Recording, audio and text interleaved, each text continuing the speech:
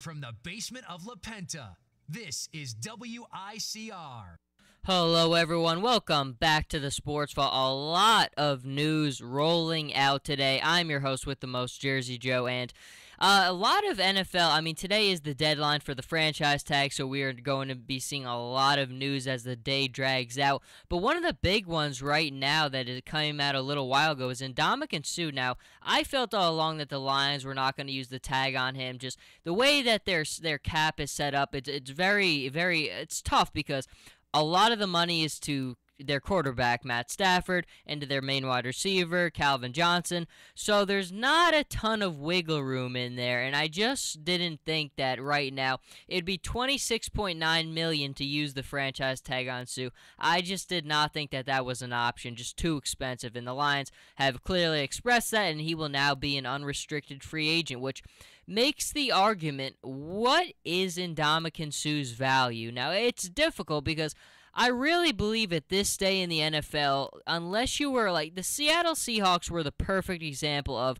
being able to spend a lot of money on a guy because of their quarterback. When Russell Wilson was still on his rookie deal, they had so much room to sign guys like Percy Harvin and Cliff Averill. They had so much extra wiggle room, and most teams, when they pay their quarterbacks like the Lions do, don't have that wiggle room. It's why the Lions had to give up Cliff Averill. They just couldn't do anything. Seattle could give him more because they weren't paying their quarterback anything. They will now. But the Lions are kind of in that same spot. I don't know what they do with Ndamukong Suh. To be quite honest, I mean, look, he's an outstanding player, just one of the most physical forces on defense in the NFL.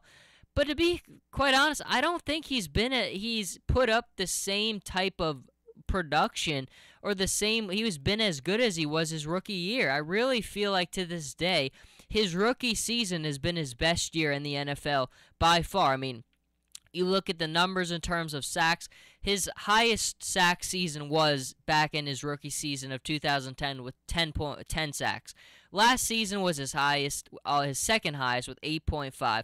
So, I mean, and then before that, 5.5. I thought 2013 was one of his weakest seasons as a pro. His second year in the NFL wasn't very good, was not as good as well. But overall, I mean, he is a very, very good player. But you've got to look at the kind of, I don't know what he's looking for, but you'd have to think it's quite substantial with the Lions kind of being so on the fence like this. And I just don't know if he is worthy of that kind of contract, if his impact warrants that kind of contract. Now, he's a tremendous player, like I keep saying. He is a force on defense, and he's a guy that really is a matchup problem and is a guy who's hard to account for. But I don't know if I feel any defensive player is worthy of that kind of money. I mean, aside from Darrelle Revis when he signed that big deal with Tampa Bay, where I really felt that was about as far as I was willing to go. I mean, it has to be a guy who you just can't account for on the football field. And Darrelle Revis, he did have the injury, but at that point, he was really one of the only defensive players who you literally couldn't account for. He stopped one side of the field in his prime like that. There was nothing you could do. He was going to take your best receiver out of the game. He did it against Andre Johnson, Calvin Johnson, Reggie Wayne. You name the best receivers in the NFL at the time, Larry Fitzgerald. He shut them down. That was about it, though. I mean, if you're a team like the Lions, who had a tremendous year, Jim Caldwell did such a good job there. That defense was so disciplined. They were so fundamentally sound. I mean, they used to kill themselves with penalties, and they were a very organized defense. Teams could not run the ball effectively on them all year. They just were. It was night and day comparing the defense of 2013 and then the defense of 2014. And I think a lot of that goes to Jim Caldwell. Now, Sue played very well, but I think Terrell Lawson also is such a good defensive coordinator. I mean, clearly it's a loss, but I don't know if it's a loss that you can't overcome. I really don't. We're seeing more increasingly in the NFL how guys are able to step up, and I just don't know if you're a team like the Lions. I think you've got to put all your money and keep your money on offense right now because you've got a great thing going with Golden Tate and Calvin Johnson. Golden Tate was outstanding this year, had such a good year. Matt Stafford, Not a great year, which is one of the only red flags for the Lions, I would think, is you would have thought, I mean, look, he's definitely a lot more conservative this year. Caldwell definitely helped cut down on the turnovers from a year ago. He's definitely not taking as many chances. But wins were happening, and that was not happening the year before when Stafford had free will to just throw the ball wherever he wanted to. He's definitely got a shorter leash now. But it's tough for the Lions because you've got a lot of good things on the horizon. You've got to think Green Bay is still your main competition. Minnesota showed a lot of promise last year with Teddy Bridgewater. Mike Zimmer did a nice job there. The Bears, who knows what's going to happen with Jay Cutler and all those other situations. But there's a lot of hope for the Lions right now because in that playoff game against the Cowboys, as a whole, you feel like there's a goal. You feel like things are finally shaping up for a team that had all the talent, but just couldn't make the results happen on the football field.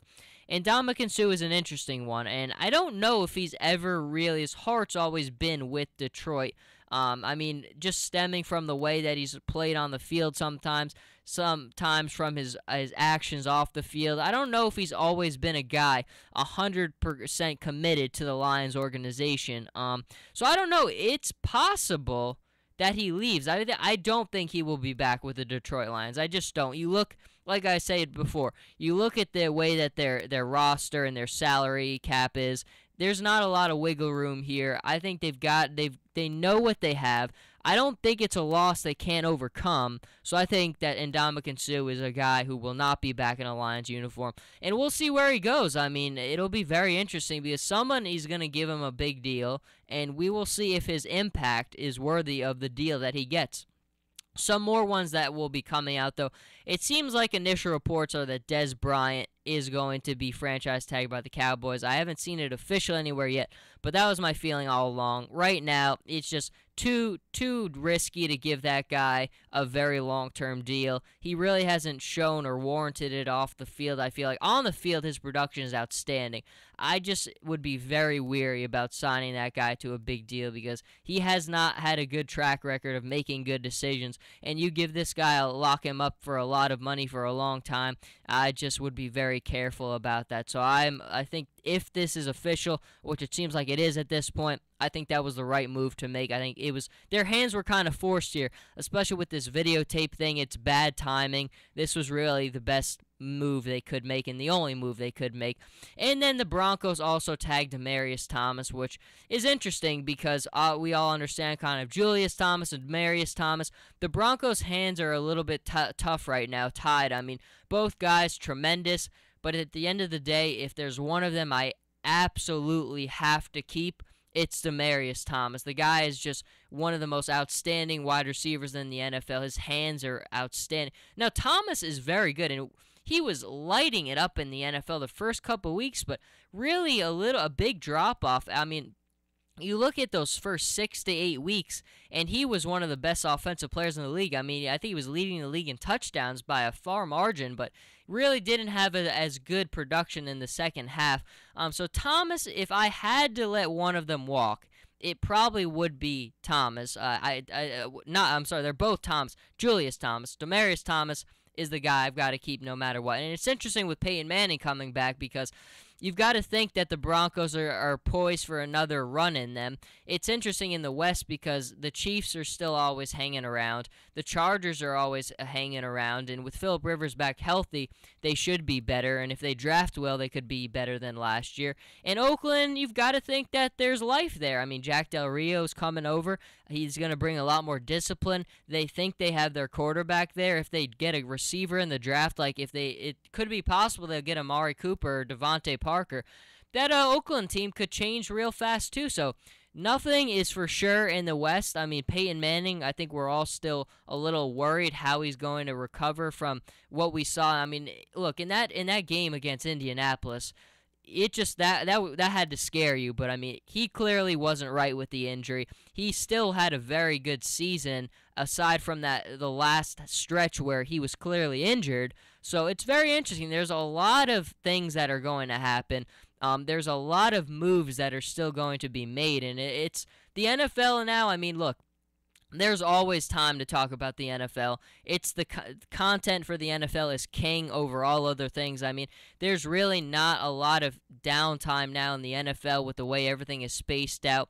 I mean, after the Super Bowl, there was a little bit of a lull, but then other things were coming out, so you had it back in the news. Now you have the franchise tag deadline coming out. There will be news. There's always news coming out now for the NFL, and there's always time to talk about it. And for football fans, there's really not much better. But that is going to do it for this segment. Perhaps back later in the day to talk about Juventus and AS Roma. That game will be kicking off about 2:45. Very exciting. My thoughts on that later. But everyone, if I'm not back, have a great day.